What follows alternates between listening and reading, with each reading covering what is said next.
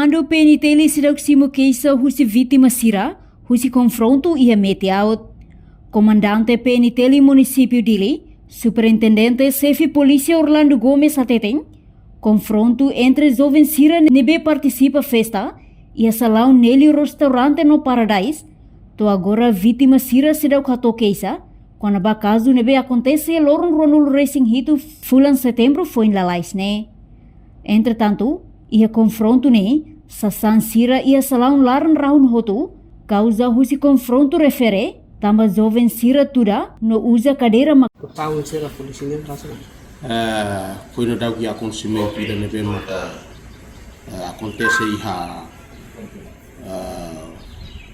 meti out ia cerimônia casamento rua ida ia salão Paradise ida salão nelo restaurante e ia nova jovem sira kali provoca malu depois consegue fazer rua netu da malu depois itania taspor sira itania apoio mos batla orang publika bahalo atua saung kera sia patine ba pode normaliza ba situação iha meti out e tu agora esquadra Cristo Rei hela vítima ser para halo keisa itu di proses.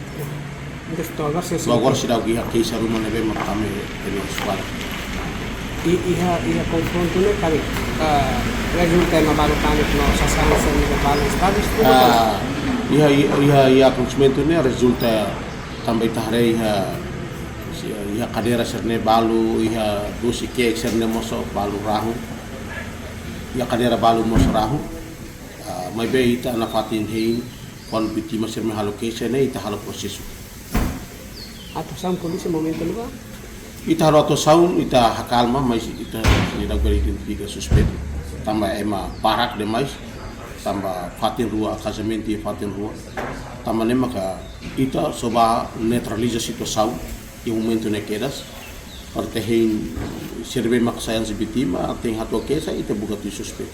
Ini acontece se horas tu kira no ya lorong.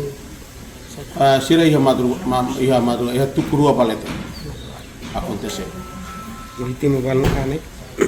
Ia vítima balu kane mau dia quando kane hato keisa vai para proses. Entretanto, motivo husi caso ne, Comando PNTL Sidau Katene. No tour observação jornalista Timor Poste ia terreno nota kata, jovem sira participa hela ia festa, de repente tudo malu ikus mai, resulta sasan ia salão refere rahung hoto. Iha acontecimento ne, e makane klubu kida, inclui carreta rahung no sasan sira selok. Reportagem Melania Conceição, Televisão Timor Poste. Janela informação ba emohoto, atau ten informação atual dia kliu, kita haluha, hane yang butang subscribe, like, halo komentário no fahe tutang ba media sosial hoto.